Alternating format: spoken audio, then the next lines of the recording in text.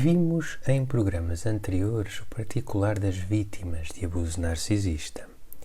Também vimos as culturas de falta de empatia, o que isso acarreta. Hoje vamos aprofundar um bocado o tipo de potencialidades que se podem desenvolver, transformando a experiência do abuso em combustível para crescimento, transcendendo, sublimando. Podemos fazer isso primeiro aprofundando a ideia de aceitação radical. Segundo, vendo as características, atributos, concretamente, que podem vir de se passar pelo abuso. Terceiro, e como de costume, tentar concluir qualquer coisa. O que vos parece? Vamos a isso? Por aqui continua a tempestade, parece que já está mais calminha. Vamos ver.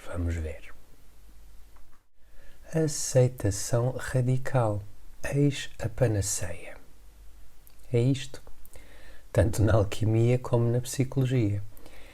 Quem conseguir esta aceitação radical terá não menos do que a pedra filosofal. Com efeito, qualquer pessoa que entre em aceitação radical será heroica.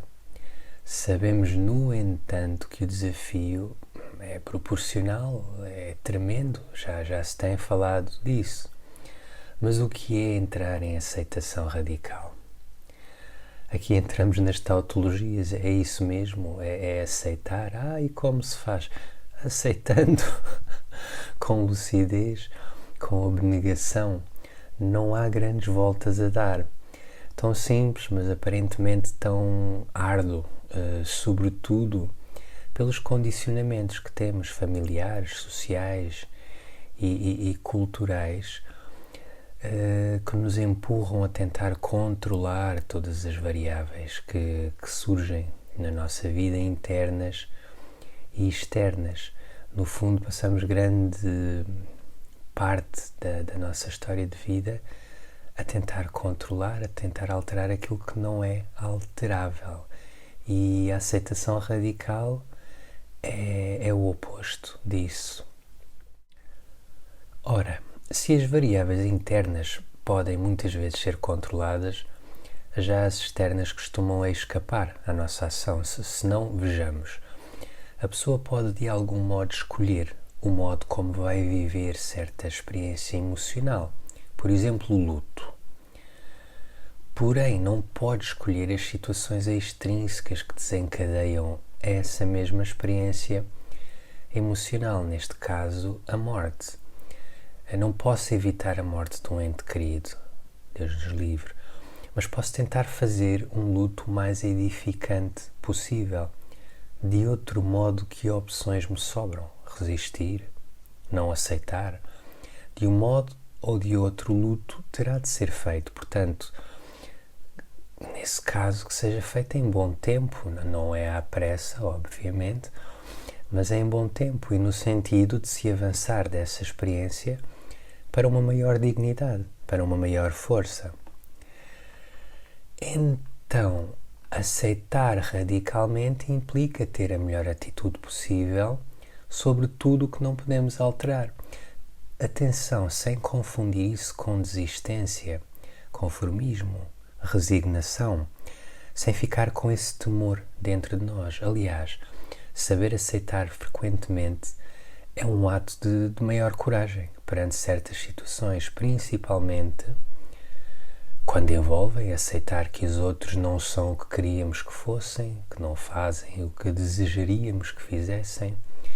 Pode ser mesmo difícil, por exemplo, para uma mãe ou um pai, aceitar que um certo filho vai enveredar por um caminho que lhe poderá trazer aprendizagens por via de um sofrimento ou de um grande sofrimento. Mas o que fazer? O filho não é propriedade da mãe ou do pai, é um ser autónomo, como tal, tem um caminho a traçar pelo seu próprio pé. O mesmo se vai aplicar numa qualquer relação de par, conjugal, quando a dada altura se percebe que há um envolvimento com uma pessoa narcisista, por exemplo, E tudo o que isso normalmente implica, o que fazer? Bem, enfrentar os próprios fantasmas interiores que certamente serão parte da razão pela qual houve o envolvimento com o narcisista. De outro modo, o que é que se pode fazer? Continuar a tapar o sol com a peneira? Perpetuar o problema? Tentando salvar ou mudar o narcisista? Possivelmente para salvar ou mudar um pai perdido, uma mãe perdida? Já temos visto que isto não resulta. Portanto, talvez seja neste quadrante das relações, todas em geral, que a aceitação se possa configurar um dos desafios mais árduos. Não costuma ser fácil, não se pretende enganar ninguém. As pessoas com quem nos vamos deparando ao longo da vida, narcisistas ou não, mas sobretudo narcisistas, não são controláveis, nem deverão ser, pois o livre-arbítrio delas é tão primordial e merecedor de respeito quanto o nosso. Podemos opinar, mas não tentar modelá-las à imagem dos nossos ideais ou expectativas, não é? Então, e se os nossos ideais e expectativas precisarem de questionamento também, se precisarem de refinamento? Querer mudar o outro, em última análise, pode ser também uma forma de abuso. Podemos estar a perder uma oportunidade de mudarmos aquilo que precisa ser mudado em nós. Quando configuramos esta questão toda no âmbito da psicologia, há várias abordagens, claro. Uma delas, de algum modo bastante positiva, frutuosa, é a terapia focada na compaixão e também a terapia de aceitação e compromisso, onde há uma proposta de flexibilidade psicológica face ao que a vida nos proporciona. Lá está, face ao que nos rodeia, na resposta que damos ao que nos rodeia. Isso implica integrar concertadamente uma série de processos, nomeadamente, primeiro processo, a aceitação, em detrimento da resistência, da obstinação, procurar uma leitura sóbria das experiências como ponto de partida.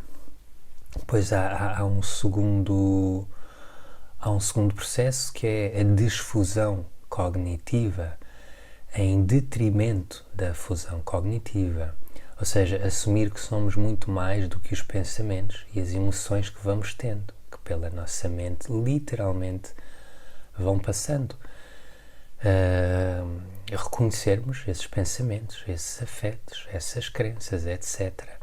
Mas não nos considerarmos existencialmente redutíveis aos mesmos. Como se tem dito, isto assenta muito na atitude meditativa. Um terceiro processo é procurar o contacto com o momento presente, em detrimento de se viver sob o domínio de um passado, de um futuro idealizado. Portanto, ter uma atitude crítica sobre as memórias, também sobre as projeções. Tentar ver o presente pelo que é e muito menos em função das narrativas interiores que trazemos connosco. Um quarto processo será uma constante revisão de valores em detrimento daquela tendência que muitas vezes temos para a rigidez a esse nível. É importante ter alguns valores inalienáveis: honestidade, autenticidade, autopreservação, entre outros, mas também ir questionando outros que se possam tornar desadaptativos ou que sejam a antípoda da noção de valor. Muitas vezes isso acontece e não temos consciência. Atenção. Um quinto processo é o compromisso com a ação, em detrimento da estagnação, da inação. A pessoa persistir, perseverar de um modo positivo, comprometer-se com a mudança, e para isso é preciso agir para tal. Um sexto e último processo: sair do eu como referencial existencial e entrar na ideia de um eu como referencial contextual. Isto, trocado em miúdos, é tentarmos sair do nosso umbigo, onde passamos muito tempo, mesmo que não seja por maldade, sobretudo por condicionamento social. Tentarmos sair do nosso umbigo e tentarmos ter uma visão do mundo mais assente na interdependência, nas relações inevitáveis que se estabelecem entre as pessoas, entre os seres. Tudo é um conjunto, um emaranhado de relações. Em suma, estes processos todos que ajudam à aceitação radical. A aceitação radical, quer dizer, há vários modos de abordarmos a vida, neste particular das relações abusivas, narcisistas, mas a aceitação radical talvez seja aquele que nos permite um tremendo crescimento e que depois acaba, isso prova-se de algum modo, porque acaba por se consubstanciar numa série de competências, de atributos. Portanto, dando aqui continuidade, como já foi dito, os sistemas de abuso narcisista podem ser vistos como um conjunto de forças, de pressões. Acho que já se utilizou esta metáfora antes, noutros programas, um conjunto de pressões que ajudam o pedaço de carvão a transformar-se num diamante, certo? Vamos imaginar-nos dentro dessa metáfora, com efeito, porque isto é muito comum e é frequentemente relatado por clínicos, por terapeutas.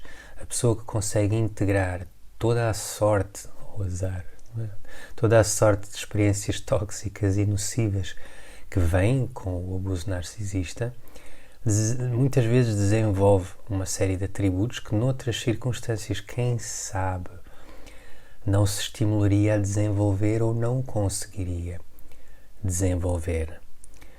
A verdade, podendo ser custosa, é que estas relações ou possibilitam um crescimento incrível ou redundam na destruição da pessoa ou afetam gravemente a pessoa. E, infelizmente, até ver a segunda consequência, não é? Afetar da pessoa tem sido talvez mais comum, mas a pessoa tende a ficar traumatizada, muitas vezes no sentido de se tornar também narcisista, muitas vezes no sentido de ficar vulnerável a mais abuso narcisista. Mas quando a pessoa consegue escolher o caminho construtivo, quando tem capacidade de lucidez para o fazer, vai crescer com o abuso, vai crescer muito. Lá está. É o carvão, faz das tais pressões desse sistema abusivo um conjunto de forças que a faz transformar-se de um carvão em um diamante. Portanto, de todas as dificuldades que sente, há uma fortaleza que emerge, surgindo potencialidades altamente valorosas, e de entre as quais há muitas que poderíamos destacar muitas, quer dizer, vamos tentar ver algumas em termos de transmutação, sempre em termos de transmutação. Portanto, em primeiro lugar, do desapoderamento, da modorra, do cerceamento da vontade, da humilhação, pode vir muita força, muita assertividade, uma tremenda resiliência. Quem sobrevive a este tipo de abuso e ainda consegue confiar, amar, ser otimista, bem, isto sim é vigor, é perseverança. Por outro lado, quando é preciso, sabe ter raiva sem ira, como uma energia motriz defensiva, mantendo a presença de espírito. A pessoa sai da defensividade medrosa para a resposta ciente, enquadrada com a situação, e quando há confrontos, passa a haver uma capacidade de defesa mais focada e efetiva. A segunda transmutação da ansiedade vem muitas vezes a paciência, do nervosismo vem muitas vezes a serenidade. A aceitação radical leva a converter aquele constante nervosismo, típico dos sistemas relacionais narcisistas, a incerteza, a contrariedade constantes, numa grande capacidade de ser paciente, de relevar. Ou seja, lidar com quem não muda ou não quer mudar costuma temperar a paciência, propiciando o desenvolvimento de boas competências relacionais noutros contextos, que não o do sistema narcisista, contextos parentais, de outras relações de par, de relações laborais, etc. Sobreviver a este tipo de abuso pode imbuir a pessoa de um sentimento de serenidade também, de pertencer a si própria, de não cair naquela tendência generalizada de reagir em vez de agir. Mas, bem, também do caos pode gerar-se discernimento, da confusão pode gerar-se objetividade, da rigidez pode observar-se maleabilidade. Muitas vezes surge uma grande capacidade de separar o trigo do joio, de ver as coisas mais próximas daquilo que são, em tempo real, no momento presente, ao invés de projetar continuamente expectativas, preconceitos. Ao conhecer outras e novas pessoas, esta pessoa vai ver o que elas são e não o que queria que elas fossem. A pessoa também sai da hipervigilância patológica, que muitas vezes vem nestes sistemas narcisistas e fica, depois de sair deles, sai dessa hipervigilância e fica numa espécie de atenção pontual, estando mais alerta a sinais vermelhos, a tudo em geral. A pessoa passa a ser capaz de ver melhor, exteriormente, mas também interiormente. Consegue dar um mergulho profundo em si própria para tentar perceber como se envolveu numa relação narcisista e saber quais os padrões responsáveis para se libertar dos mesmos, evitar potenciais novos envolvimentos com a mesma tónica. Deus nos livre. Sai-se daquele binómio doentio de busca de perfeição e medo de falhanço. Procura-se crescimento e não perfeição. Há ponderação, sobriedade. Tudo isto, claro está, ancorado em objetividade, pesando factos e circunstâncias com razão, lógica e continência emocional.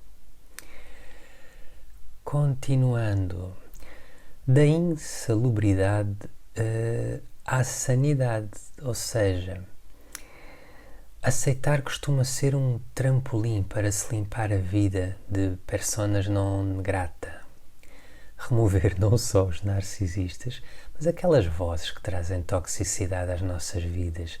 Aqui invoca-se o velho mais vale só que mal acompanhado. Passa a haver menos medo, ou até não haver medo de se estar só, não ver isso como uma coisa má, porque não é. Deixa de frequentar certos ambientes por arrasto, por um sentimento de obrigação social. Isto é muito frequente, a pessoa fazer isto. Portanto, estamos a falar de uma sanitização psicológica, física, social da vida da pessoa, isto é, a múltiplos níveis. Outro tipo de transmutação que também vemos é assim, a pessoa passa de um estado de fragmentação para um estado de integridade, de maior integridade. A pessoa passa a titubear muito menos, tendo uma presença firme, inclusive. Isso implica, por exemplo, deixar de ser um facilitador, muito menos um agente. E implica conseguir dizer não, com mais facilidade. Em tempo real, lá está, e da melhor maneira possível, porque dizer não,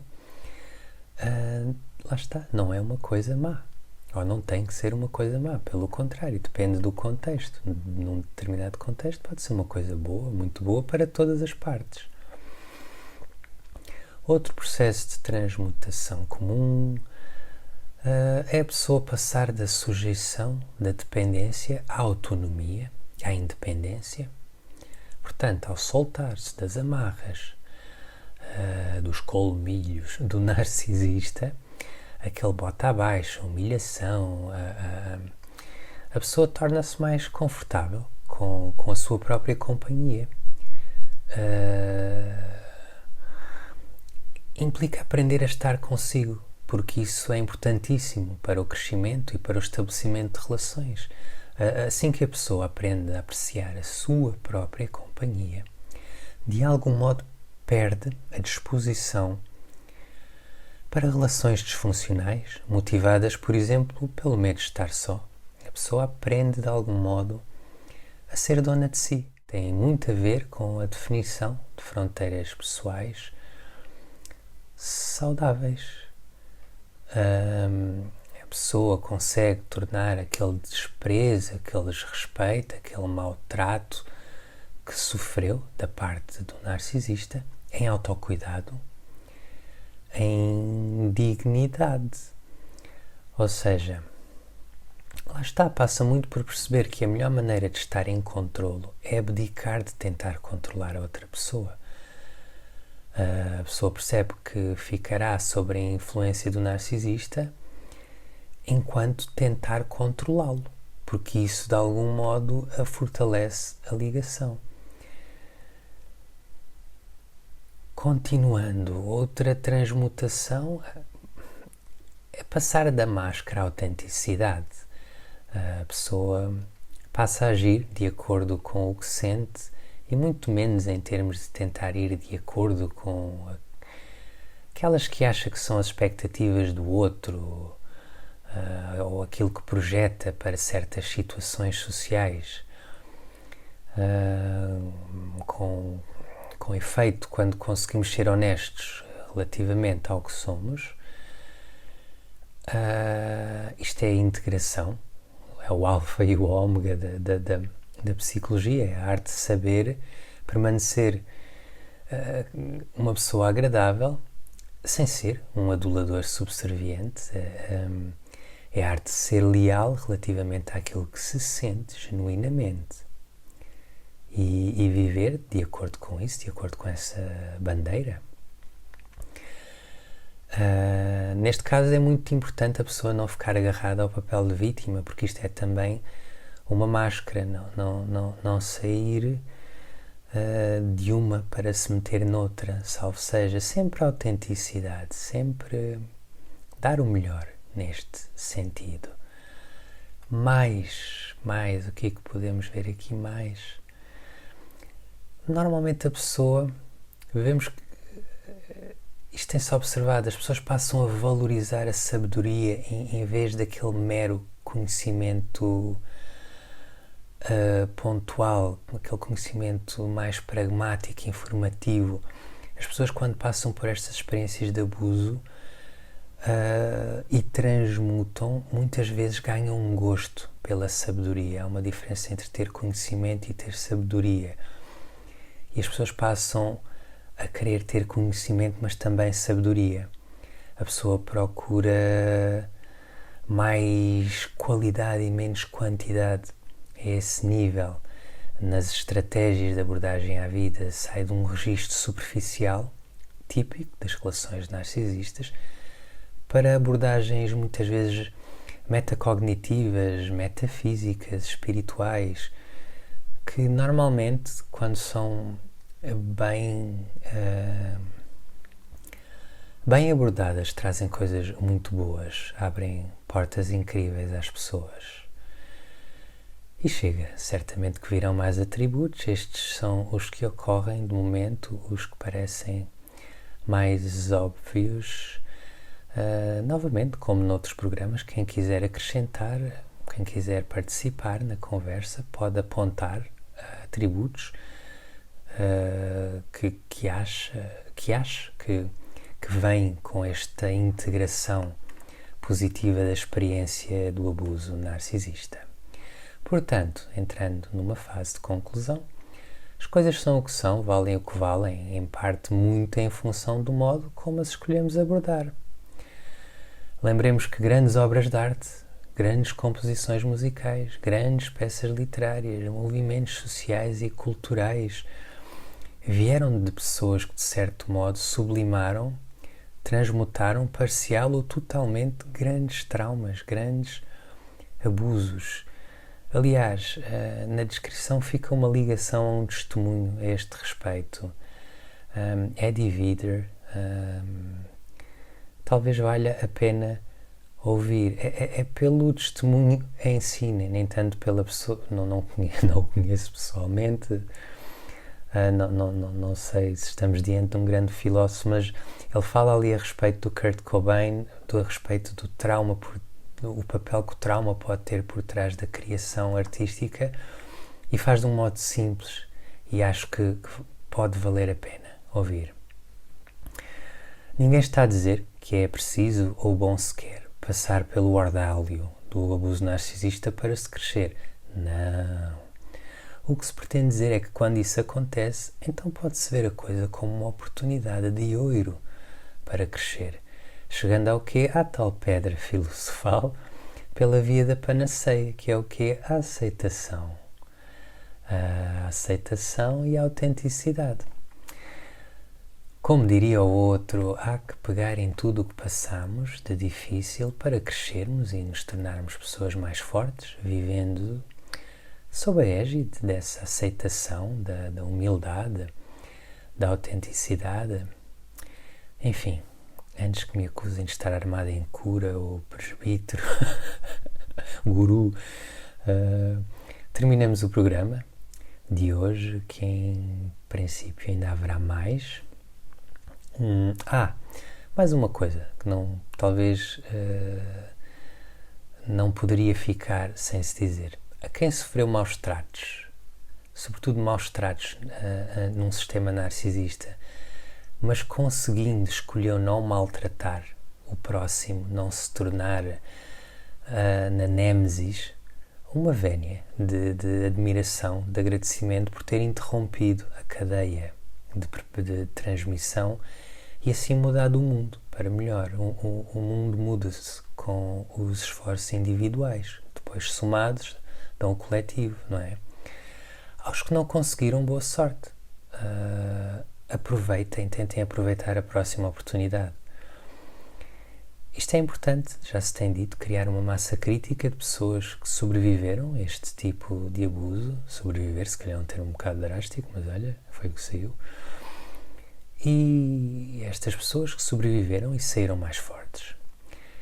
Enfim, sintam-se à vontade para comentar, gostar, não gostar, subscrever, não subscrever. É sempre esta retórica no final dos programas.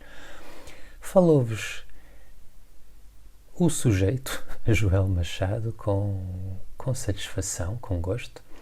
Um obrigado a toda a gente. Até breve e bem-aja.